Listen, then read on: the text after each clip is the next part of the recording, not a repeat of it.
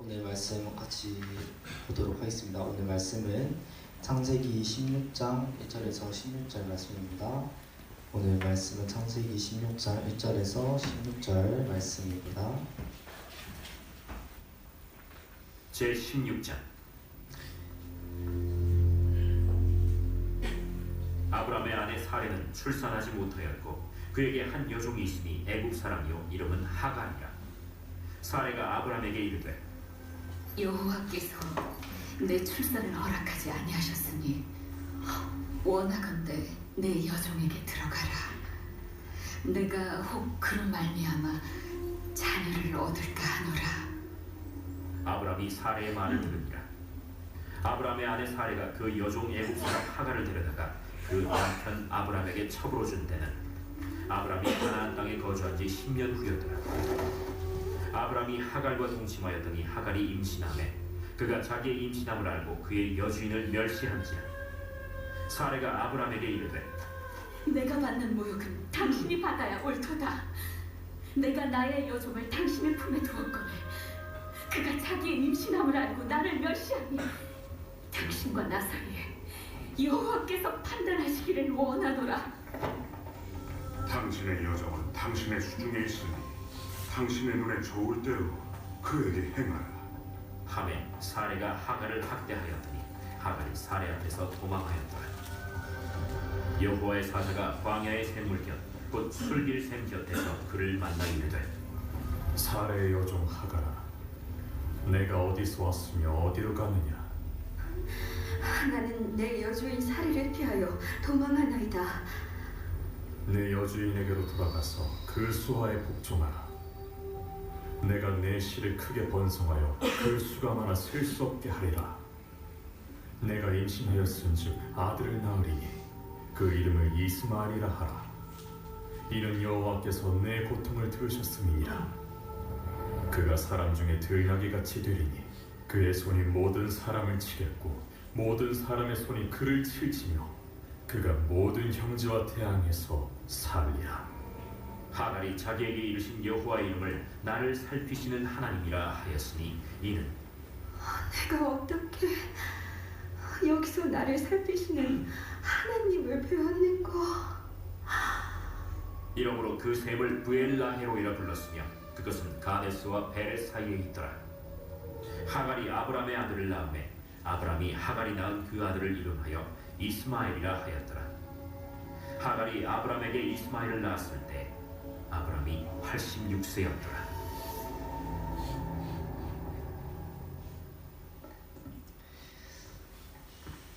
네, 오늘 나를 살피시는 하나님이라는 제목으로 목사님께서 말씀 전해주시겠습니다. 예, 우리 할렐루야로 반갑게 인사합시다. 할렐루야. 할렐루야. 예, 할렐루야. 할렐루야. 예. 어떻게 이렇게 성경 봉독하니까 어때요? 좀 더 실감 나나요? 맞습니다. 네, 지난주부터 이렇게 한번 해보고 있는데 이게 드라마 바이블이라고 하는 어플리케이션에서 누구나 여러분들 다운받아서 저렇게 들을 수 있어요. 화면도 제가 그대로 캡처를 한 거거든요. 여러분들도 핸드폰에 드라마 바이블 어플 이렇게 다운받으셔서 이렇게 들으면서 성경을 읽으면 굉장히 유익할 것 같습니다.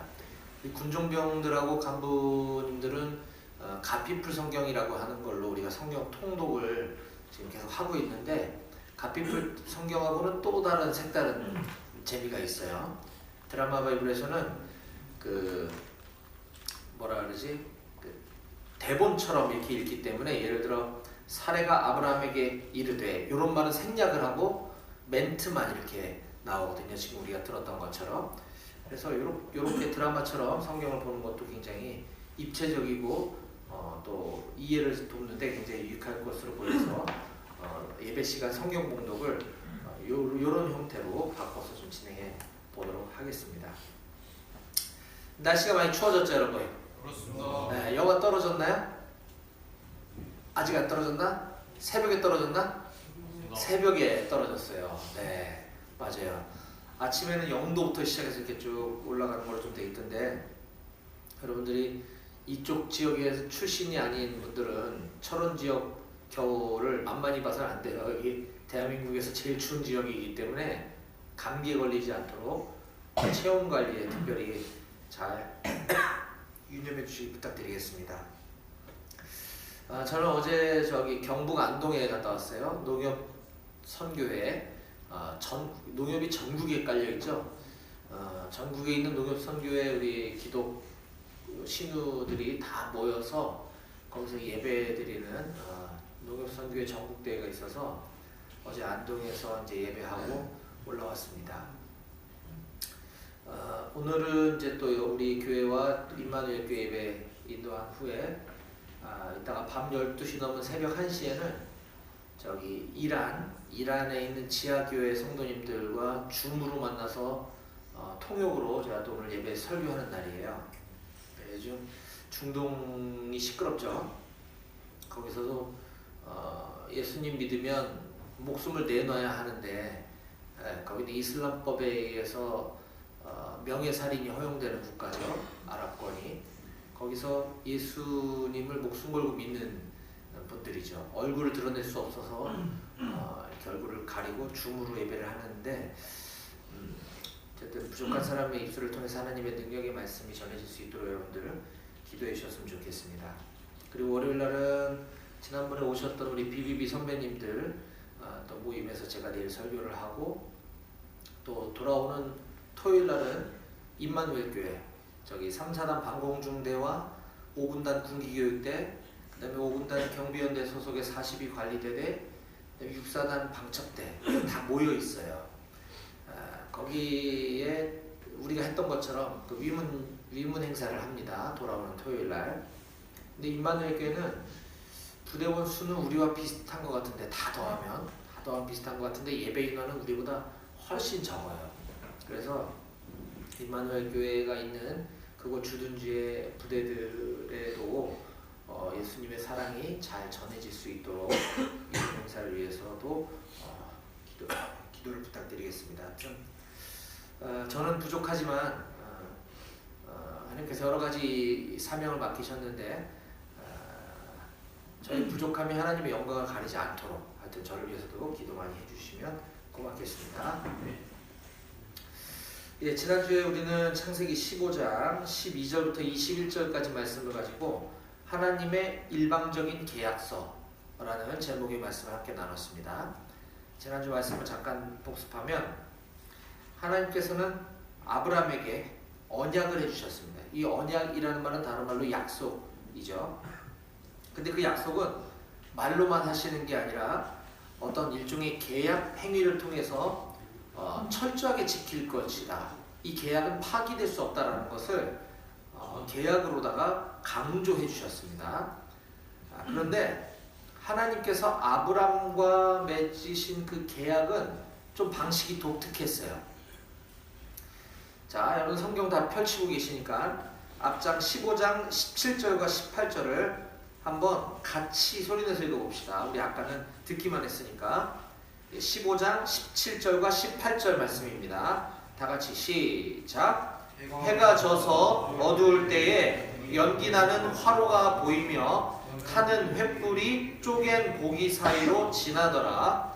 그날에 여호와께서 아브라함과 더불어 언약을 세워 이르시되 내가 이 땅을 애굽 강에서부터 그 큰 강 유브라데까지 네 자손에게 주노니.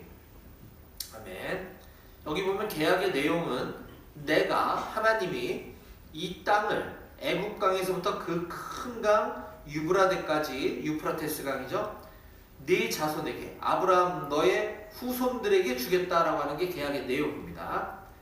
그런데 그 계약의 방식은 타는 횃불이 쪼갠 고기 사이를 지나가는 것이 계약의 방법이었습니다. 고대 근동 지방에서는 짐승을 쪼개서 좀 불쌍하긴 하지만 재물이니까 짐승을 쪼개서 그 계약의 당사자죠. 쌍방이죠. 갑과 을이 있겠죠. 계약의 당사자들이 그 쪼갠 고기 사이를 지나가는 것이 계약의 방법이었습니다. 이것이 상징하는 의미는 너와 나 사이에 이 계약을 파기하는 사람은 이와 같이 쪼갠 짐승처럼 될 것이다 그러니까 죽게 될 거다. 그러니까 약속을 어기면 죽음이다라는 그런 상징을 가진 방법이 이때 당시의 계약 방법이었습니다. 자, 그런데 여기 타는 횃불이 쪼갠 고기 사이를 지나갔다 이렇게 언급하고 있죠. 횃불, 연기는 구약 성경에 하나님의 임재를 상징합니다. 하나님은 영이시기 때문에 우리 눈으로 볼 수가 없죠. 만질 수도 없고. 그래서 하나님은 이와 같이 연기 형태로 타는 횃불 형태로 우리들에게 보여주셨습니다. 그런데 이 하나님이 쪼갠 고기 사이를 지나가셨다는 얘기인 거죠. 그런데 계약 당사자인 아브라함과 같이 지나가지 않고 타는 횃불, 하나님 혼자 지나가셨다고 하는 것이 독특한 것입니다. 앞서 얘기했던 계약 당사자 양측이 같이 통과하는 것이 일반적인 계약의 형식이고 이것을 어려운 말로 쌍무계약이라고 하는데 우리가 방금 읽었던 창세기 5장 17절의 그 말씀은 계약 당사자 중 일방이 하나님만 지나가셨다고 하는 거죠. 이것은 바로 이 계약의 이행과 이 계약이 만약에 파기됐을 때 그것에 대한 책임은 오롯이 나 하나님, 나 여호와가 다 감당하겠다. 즉, 이 계약은 절대 파기할 수 없다라는 것이죠. 이것을 편무계약, 하나님의 일방적인 계약이라고 했습니다. 그 내용은 이 땅을 아브라함 너의 후손에게 주겠다라고 하는 하나님에게는 유리할 것이 없는 계약인데도 불구하고 하나님 혼자 일방적으로 맺은 계약이었다고 하는 것을 우리가 지난주에 살펴보았습니다. 자, 이처럼 우리 인간은 하나님의 언약, 하나님의 약속, 하나님의 계약을 이루는 쌍방의 당사자가 될 수 없다라는 거죠. 왜냐하면 우리 사람은 피조물이기 때문에 하나님이 맺으신 그 언약을 이행할 능력도 없고 자격도 없는 존재입니다. 그래서 하나님만이 일방적으로 그 약속, 그 계약을 맺어주실 수 있다는 것이죠. 이것이 얼마나 놀라운 은혜인가는 이 아브라함 너무 먼 옛날 같지만 우리들에게 적용해보면 똑같습니다. 하나님의 일방적인 계약으로 인해서 바로 하나님이신 하나님의 독생자이신 예수 그리스도의 피를 흘려 그 일방적인 계약으로 우리를 구원해 주시겠다고 하는 하나님의 약속이 또한 예수 그리스도의 십자가인 것입니다. 하나님께서는 일방적으로 우리에게 어떤 요구를 하시지 않으시고 하나밖에 없는 독생자 아들 예수님을 오늘 본문에 쪼갠 고기처럼 십자가에 달려 죽게 하셨습니다. 우리 인간 쪽에서는 누구도 십자가에 달릴 이유가 없는 것이죠. 우린 그저 그 십자가를 바라보고 믿음만으로 우리에게 영원한 생명을 주시겠다고 하는 그 하나님의 계약을 꼭 믿으시기 바랍니다. 아멘. 예, 오늘 이어지는 이제 본문은 창세기 16장 1절부터 16절까지 말씀입니다. 오늘은 창세기 연속 강의 설교 26번째 시간으로서 오늘 하나님께서 우리에게 주신 말씀의 제목은 나를 살피시는 하나님입니다. 우리 설교 말씀의 제목을 함께 소리내어 읽어봅시다. 시작. 나를 살피시는 하나님. 한 번 더 시작. 나를 살피시는 하나님. 그렇죠. 앞에서 살펴본 것처럼 창세기 15장은 하나님께서 아브라함 후손에 대한 약속뿐만 아니라 그들이 앞으로 겪게 될 일들까지 상세하게 말씀해 주셨습니다. 자, 그럼에도 불구하고 아브라함은 16장에서 하나님의 그 약속, 그 계약이 무색할 정도로 굉장히 믿음 없는 행동을 합니다. 자, 아브라함이 15장까지는 괜찮았어요. 조금 부족했지만 그래도 나름 괜찮았어요. 하나님의 그 약속, 후손을 주시겠다고 하는 그 약속이 시간이 지나도 임신이 안 되자 나이는 들어가고 그러자 하나님 분명히 자식을 주시겠다고 했는데 자손을 많게 주시겠다고 했는데 임신이 안 되는 걸 보니까 다른 방법으로 주시려나 보다. 그게 뭘까 했더니 이때 당시에는 양자를 삼는 게 또 일반적이었거든요. 그러다 보니 자기 집에서 길리운 자, 충성스러운 종 엘리에셀을 아들로 삼으면 되겠구나. 얘를 결혼시켜서 얘가 자식을 낳으면 얘가 내 자식이 되는 거니까 엘리에셀을 내가 양자로 삼으면 되지 않겠느냐고 하나님께 여쭤봅니다. 15장에서의 아브라함은요. 자, 그런데 하나님은 그 방법이 아니야. 너와 내 아내 사라의 몸에서 태어날 자라야 내 씨, 내 후손이 될 수 있다라고 하나님 말씀하시자 아브라함은 그 계획을 철회한 적이 있었습니다. 조금 생각이 부족하긴 했지만 그래도 하나님께 잘 물어봤고 하나님 말씀에 잘 순종했기 때문에 괜찮았어요, 아브라함은. 자, 그런데 오늘 16장에서는 아브라함이 어떤 행동을 하는지 한번 보도록 하겠습니다. 자, 1절과 2절 말씀 같이 함께 읽어봅시다.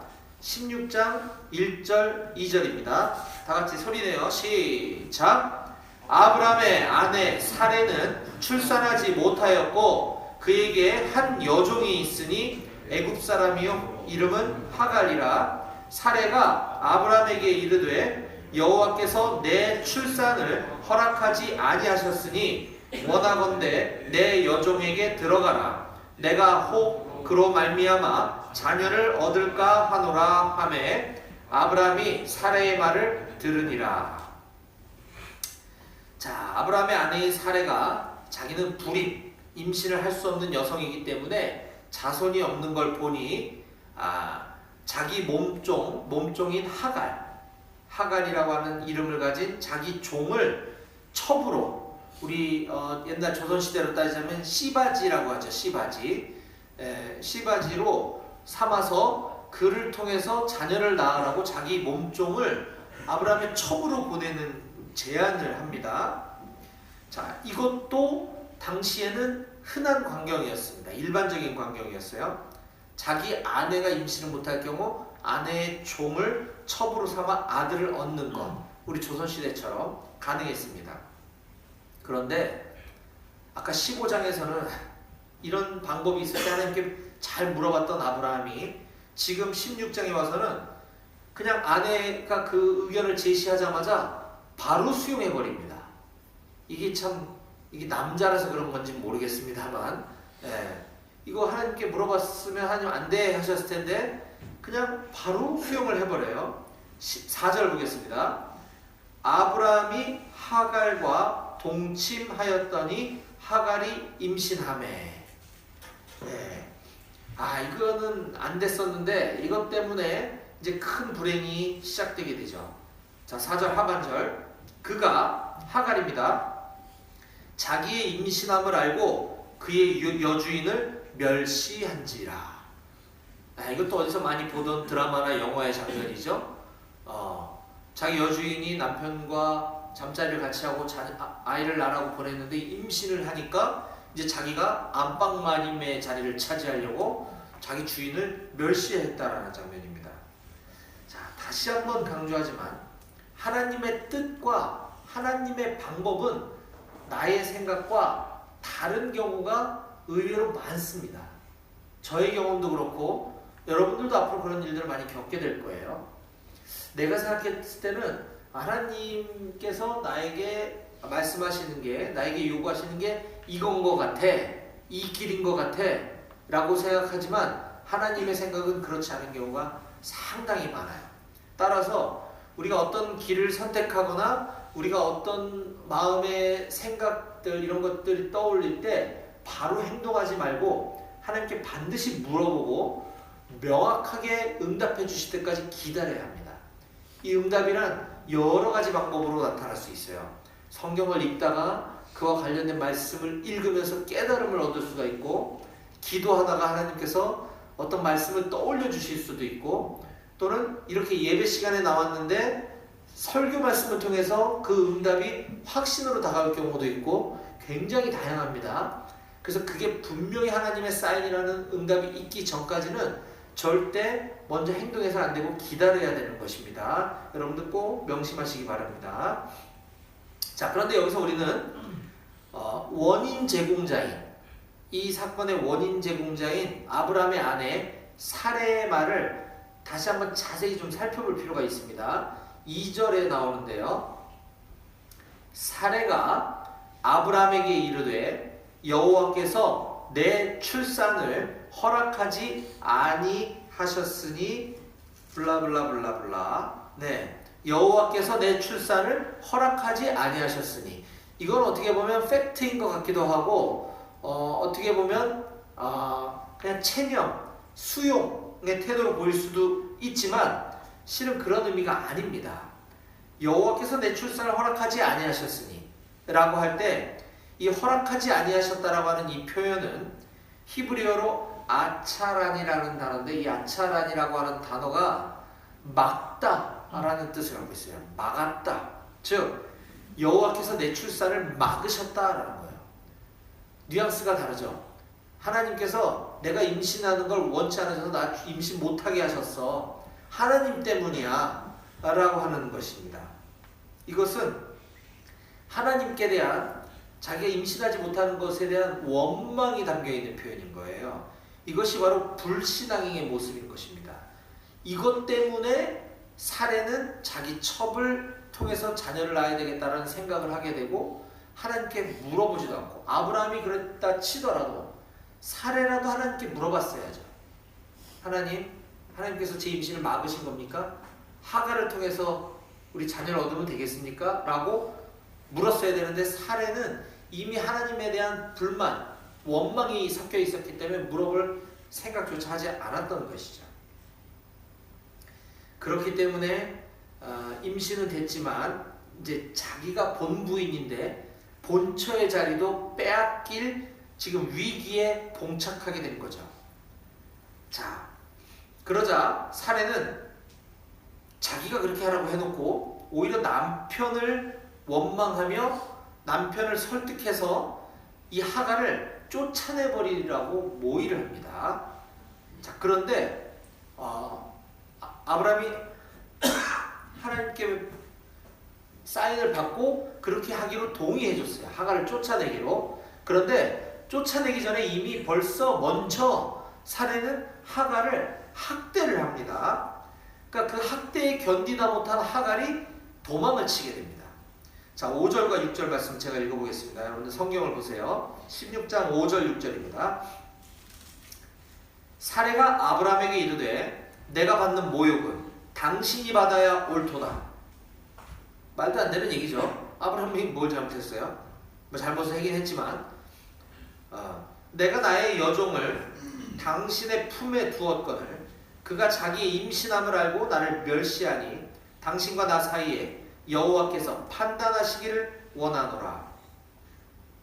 이거는 하나님을 들먹거리는 겁니다. 지금 자기가 잘못해놓고 갑자기 하나님이 알아서 판단해 주실 거야 라고 지금 얘기를 하고, 쓸데없는 얘기를 하는 거예요. 6절 아브라함이 사레에게 이르되 당신의 여종은 당신의 수중에 있으니 당신의 눈에 좋을 대로 그에게 행하라 하매 사레가 하갈을 학대하였더니 하갈이 사레 앞에서 도망하였더라. 이게 좀 별로 좋지 않은 상황이 연출되고 있습니다. 자, 여주인인 사레는 하갈을 질투심에 학대하고 하갈은 도망치자, 자, 하나님께서는 그럼 어떻게 개입하시는지 한번 보겠습니다. 7절 여호와의 사자가 광야의 샘물 곁 곧 술길 샘 곁에서 그를 만나, 자, 그를 만나, 그는 바로 하갈을 말하는 겁니다. 자, 여호와의 사자, 여호와의 사자라고 하면 뭔가 어떤 천사라고 볼 수도 있고 여호와의 메신저라고 볼 수도 있습니다. 자, 그런데 여러 가지 해석이 가능합니다. 그런데 여호와의 말씀을 전하는 메신저이기 때문에 여호와와 등치시켜도 상관이 없어요. 근데 아까 얘기했지만 여호와 하나님은 육신을 가지신 분이 아니고 우리가 눈으로 볼 수 없는 분이시기 때문에 천사의 모습으로 오셨을 수도 있고 인간의 모습으로 오셨을 수도 있습니다. 그래서 학자들은 현하신 하나님, 그러니까 나타날 현자죠. 그러니까 나타나 보이시는 하나님이기 때문에 이 여호와의 사자를 성자 하나님, 예수님으로 해석하기도 합니다. 구약 시대에 이런 장면들이 종종 등장해요. 사람에게 여호와의 사자라는 표현으로, 왜냐면 그때는 예수님이라는 분이 안 계셨기 때문에 성경 기자들이 이분이 예수님이야라고 쓸 수가 없죠. 모르죠. 그렇지만 현현하신 하나님은 신약 시대에 우리의 모습으로 이 땅에 오신 예수님과 같은 걸로 보아도 괜찮습니다. 즉 구약에 나타나신 예수님이라고 볼 수 있는 것이죠. 중요한 것은 그분이 나타나셔서 누구를 만났냐면 하갈을 만났다라고 하는 것입니다. 여기에 그를 만나라고 하는 이 단어는 찾다란 뜻이에요. 찾는 것은 우연히 찾아진 게 아니죠. 내가 어떤 물건을 잃어버렸을 때 이걸 막 열심히 찾는 걸 말하는 겁니다. 이 그를 만나라고 하는 뜻이요. 즉 하갈을 찾기 위해서 예수님께서 엄청 집중해서 열심히 찾으셨다는 뜻입니다.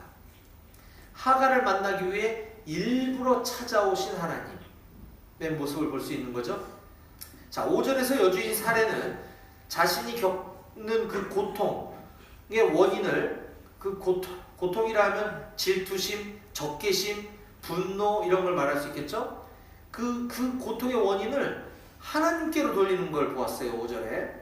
그리고 이 자신의 문제를 해결하기 위해 하나님을 들먹거리는 것을 보았죠. 그런데 하갈은 그렇지 않았습니다. 그렇기 때문에 하나님께서는 하갈에게 먼저 찾아오신 것이죠.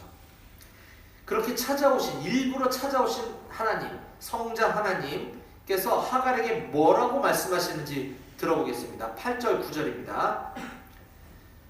이르되 사레의 여종 하갈아, 내가 어디서 왔으며 어디로 가느냐?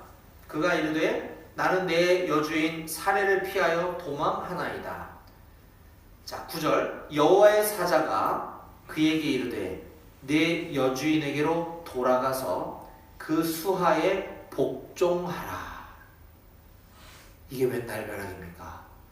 학대를 받다 그 고통에 못 이겨 뛰쳐나간 하갈에게, 그 임신한 몸을 이끌고 그런 선택을 할 수밖에 없었던 하갈에게 찾아오신 하나님께서 하신 말씀은 네 여주인에게 다시 돌아가라. 그리고 그 여주인에게 복종해라 라고 말씀해 주고 계십니다. 하갈이 지금 가장 힘든 상황을 벗어났는데 다시 그 상황으로 돌아가는 거예요. 학대를 견디라는 것입니다. 고난을 극복하라라고 가르치고 계시는 것입니다. 그와 동시에 하나님께서는 놀라운 축복의 말씀을 해주고 계시는데, 자, 10절을 보겠습니다. 여호와의 사자가 또 그에게 이르되 내가 네 씨를, 하갈을 말하는 겁니다. 네 씨를 크게 번성하여 그 수가 많아 셀 수 없게 하리라. 이거는 하나님께서 아브라함에게 주셨던 그 축복의 약속과 동일한 말씀을 하갈에게도 해주고 계십니다. 네가 믿음으로 그 고난과 역경을 극복해라. 네가 힘들겠지만 다시 돌아가라. 견뎌라. 그러면 내가 이 놀라운 축복을, 아브라함에게 해줬던 그 똑같은 축복을 너에게도 해줄게 라고 말씀하시는 겁니다. 여러분들이 하갈이라면 어떡하시겠습니까? 가능할까요? 순종 가능하시겠습니까? 얼마나 견디기 힘들었으면 도망을 갔겠어요. 근데 다시 돌아가라고 했을 때, 다시 돌아가면 아마 사례가 머리끄댕이 잡고 막 더 괴롭히지 않았을까요? 그런 두려움이 있지 않았을까요? 참 쉽지 않은 순종이었겠죠. 네. 자, 이 같은 말씀에 근데 하갈은 순종합니다. 이처럼 하나님께서 말씀하신 그 길이 때로는 너무너무 두렵고 너무너무 힘들게 보일지라도 그것이 가장 복된 길이고 그것이 가장 최선의 길이라고 하는 사실을 우리도 반드시 믿고 순종해야 할 것입니다. 여호와의 사자, 현현하신 하나님, 성자 하나님이신 예수님께서는 하갈이 낳게 될 그 아들의 이름까지 직접 지어주십니다. 11절. 여호와의 사자가 또 그에게 이르되 네가 임신하였은즉 아들을 낳으리니 그 이름을 이스마엘이라 하라. 이는 여호와께서 내 고통을 들으셨음이니라. 그 이름을 이스마엘이라고 하라고 이름을 지어주십니다. 그 이스마엘이라는 이름의 뜻은 여호와께서 네 고통을 들으셨어 라고 하는 뜻이라는 겁니다. 하갈은 후에 이스마엘을 낳고 그 있었던 일을 남편인 아브라함에게 얘기해 주자 아브라함이 하갈의 그 이야기를 믿고 이스마엘이라고 이름을 지어줍니다. 자, 그러면 그 이스마엘을 키우는 엄마인 하갈은 자신의 아이를 키우는 동안 이스마엘아 이스마엘 부르면서 그 뜻이 여호와께서 내 고통을 들으셨다, 여호와께서 내 고통을 들으셨다라고 하는 뜻이기 때문에 늘 그때 그 사건, 나를 찾아오신 하나님, 그 예수님을 늘 기억하며 신앙의 고백을 하며 살았을 것이라는 것을 우리가 충분히 알 수 있습니다. 자, 그러자 이에 대한 응답으로 하갈은 다음과 같이 위대한 고백을 하게 됩니다. 13절입니다. 하갈이 자기에게 이르신 여호와의 이름을 나를 살피시는 하나님이라 하였으니 이는 내가 어떻게 여기서 나를 살피시는 하나님을 배웠는고 함이라. 나를 살피시는 하나님, 히브리어로 엘로이라고 하는 단어인데 나를 살피시는 하나님, 우리 하나님은 바로 그런 하나님이십니다. 우리의 고통을 들으시는 하나님, 우리를 살피시는 하나님, 그 하나님이 바로 저와 여러분의 하나님인 줄 믿으시기 바랍니다. 아멘. 또한 우리가 반드시 잊지 말아야 할 것은 아브라함과 사레가 하나님의 약속이 아닌 다른 방법으로 자신의 뜻대로 낳은 아들 이스마엘이라 할지라도 하나님은 그에게 긍휼과 복을 베풀어 주시는 분이시라고 하는 사실입니다. 우린 연약하고 우리는 죄인이기 때문에 100% 하나님의 뜻대로 살기란 물론 그렇게 살고 싶고 그렇게 살려고 노력해야 되겠지만 쉽지가 않습니다. 우린 늘 실수할 수 있어요. 그렇더라도 하나님께서는 늘 긍휼을 베풀어 주시고 복 주시는 하나님이라고 하는 사실을 반드시 믿으시기 바랍니다. 아멘. 네. 창세기, 지금 우리가 보고 있는 이 창세기 시대로부터 지금 이 순간 오늘날까지도 이스라엘은 자신들만이 하나님의 백성이라는 선민의식에 사로잡혀 이방인들, 이스라엘 사람들의 눈에 볼 때는 우리도 이방인이에요. 대한민국 사람도. 이 이방인들을 향해 굉장히 배타적인 태도를 보이고 있습니다. 하지만 우리 하나님은 이방민족도 하갈도 하갈의 자손들까지도 사랑하시고 구원을 베풀어 주시는 분이시라고 하는 사실을 잊지 말아야 할 것입니다. 이스라엘 사람들이 하나님 분명히 택하신 민족입니다. 하지만 아직 예수 그리스도를 모르기 때문에 불완전한 민족이에요. 그래서 우리는 이스라엘을 맹목적으로 막 떠받들고 추종할 필요도 없지만 그렇다고 이스라엘 사람들을 막 욕할 필요도 없습니다. 오늘날 이스라엘 팔레스타인 분쟁도 이 창세기에 있는 이 사건으로부터 시작되었다라고 하는 것입니다. 오늘날까지도 지속되고 있는 거죠. 저는 우리 사랑하는 모든 높은 뜻 배고교회 우리 청년 용사들이 나의 고통을 들으시는 하나님, 나를 살피시는 하나님, 나에게 긍휼을 베풀어 주시는 하나님을 꼭 경험하시고 믿으시기를 주님의 이름으로 간절히 축원드립니다. 아멘. 기도하시겠습니다.